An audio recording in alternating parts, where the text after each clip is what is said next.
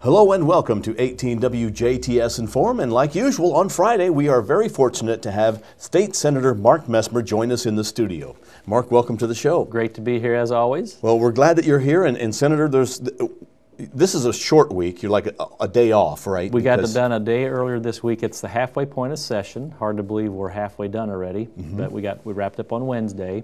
So all the bills that were going to be worked on in the House or Senate, we're done with that portion of it. Now, next week when we come back, the House bills get reassigned to Senate committees and Senate bills to House committees, and we start the second set of hearing of those bills in the opposite chamber.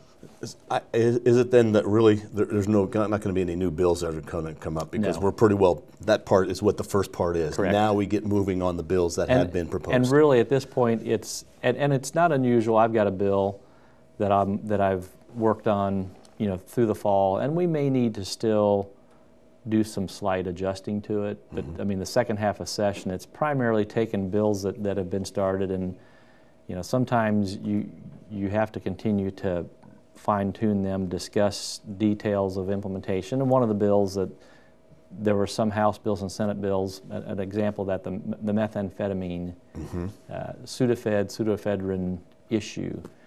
There was House bills and Senate bills that varied just a little bit.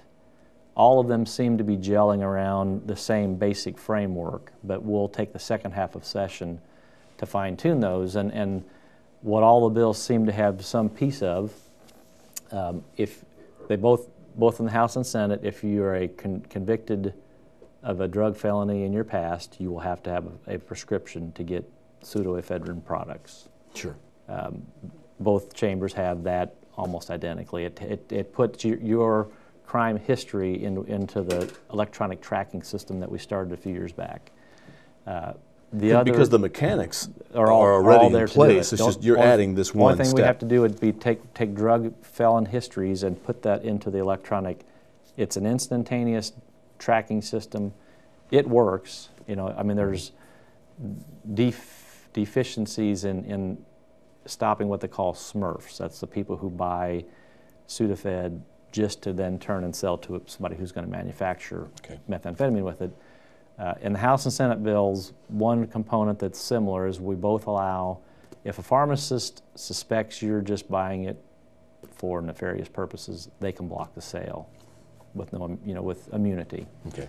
The slight differences in the House and Senate bills.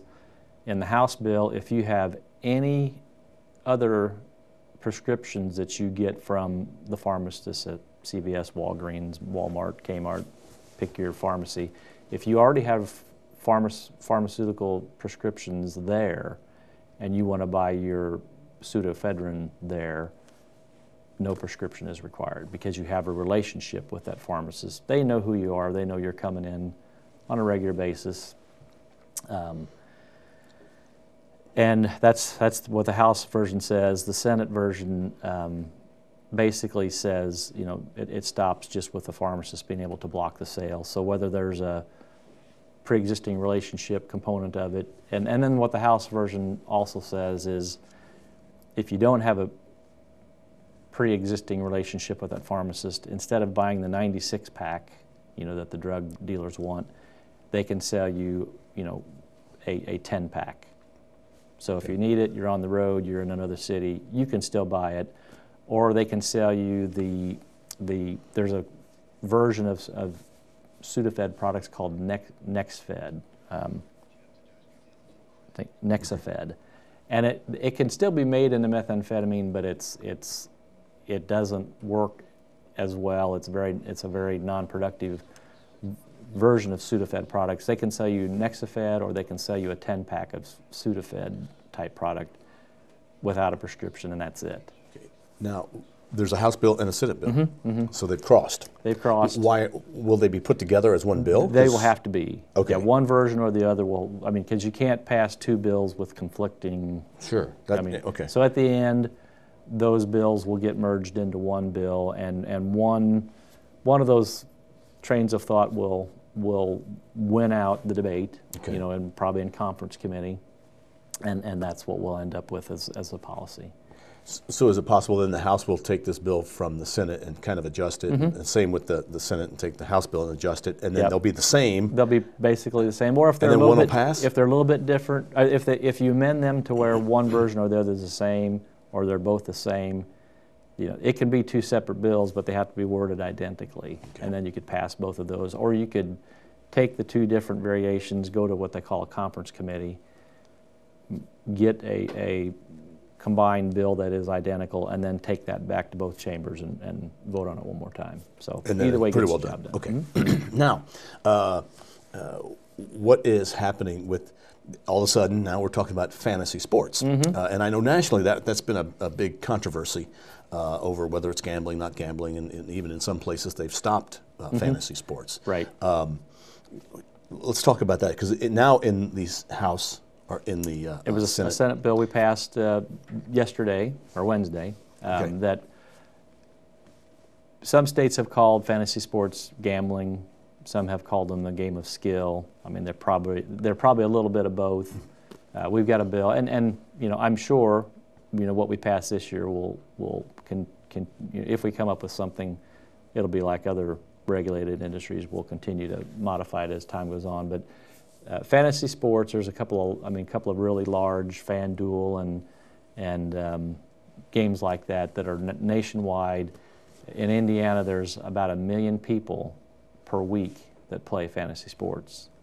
And these are done through the internet? Through the internet, all internet-based, and there's software platforms that all work pretty similarly.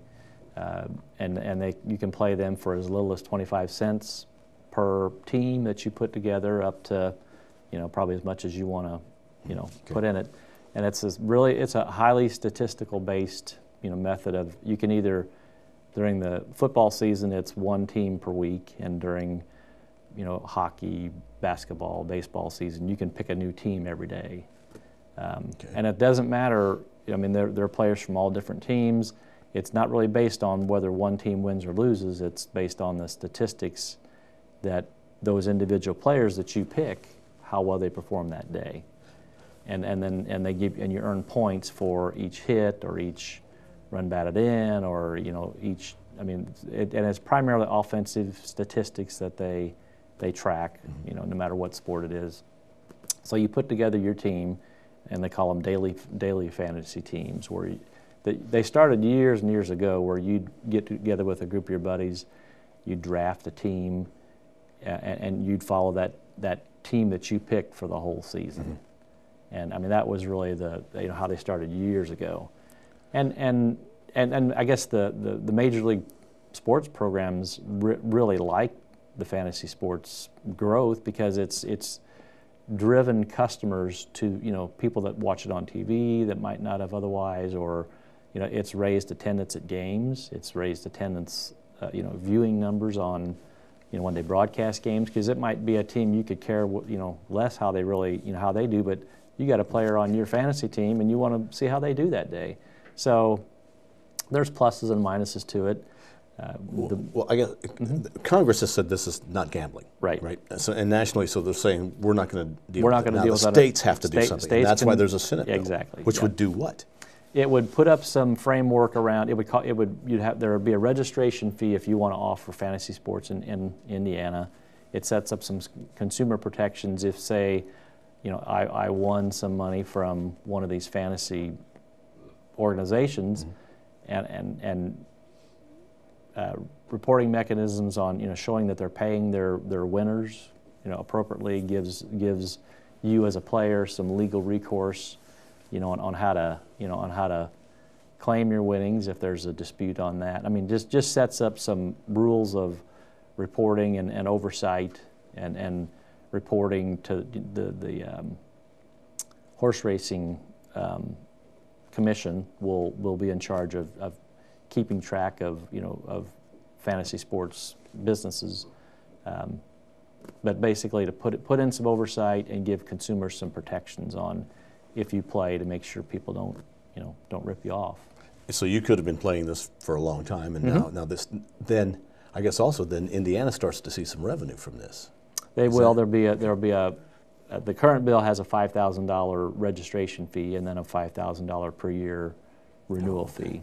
So I mean, it probably won't be a overwhelming income to the state, but it should be a revenue generator. And really, it wouldn't affect the individual players at all. I mean, they just continue doing what they're doing. May not even know it went through. They probably won't. Okay. No, other than if they have a problem, it'll give them some legal recourse on how to follow up on it. And this is probably a bill that we'll see changed again. Every year. And again. It'll just keep going. Okay. Kind of like charity gaming or alcohol bills or, those things never stop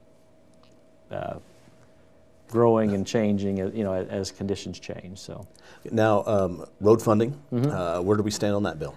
A couple of different versions left the House and the Senate. Both, I mean, here again, some of them have similar content. We both passed a bill that would get additional money to local road funding from distributing reserve local option income taxes. Our version had $430 million of local revenue. I think the House version had $500 million, $500 million of local. But so one of those versions will be the final product. But most assuredly, the counties and cities will get a good chunk of money, to use starting, this year. On the statewide, for INDOT, State Department of Transportation funding, we've got a Senate Bill 333 that takes excess revenues this year. We're projected to have about $200 million in, excess income over expenses for the year. It would distribute that, for statewide projects as well. And then we've got a Major Moves Trust Fund that we set up a few years back. It would transfer $50 million of that, to current spending programs, and it would allow for bonding of future new construction. Okay, so the money now, though, is going to go to projects that are already underway to pay for them, or both. New?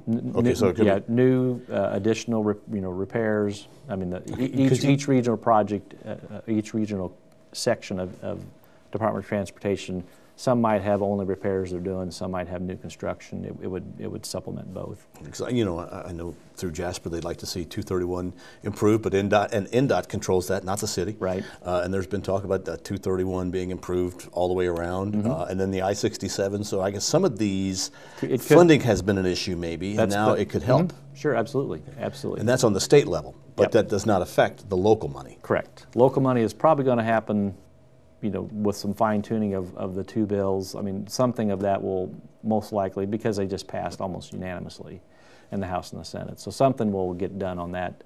The difference in the House version on the long term, ours was basically, let's get them more money, but let's not do it with raising taxes. And I'm not saying that won't eventually happen. I'm not so sure it'll happen in a non-budget year.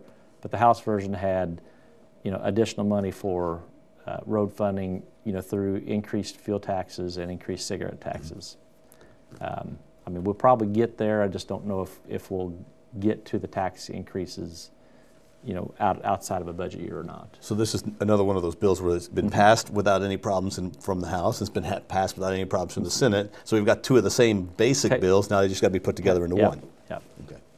And I think we've got, we've got through the state budget committee, they're having, I guess part of the anticipated need is, Department of Transportation says, we need more money. Well, how much do you need? Well, as much as you can send us. Right.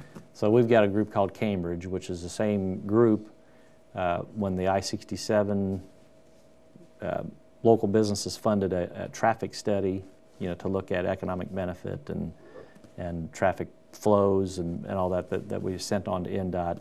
That same group from Cambridge that did that study is doing doing a fiscal need. How much do we need each year over the next 5 to 10 years? What's our projected income?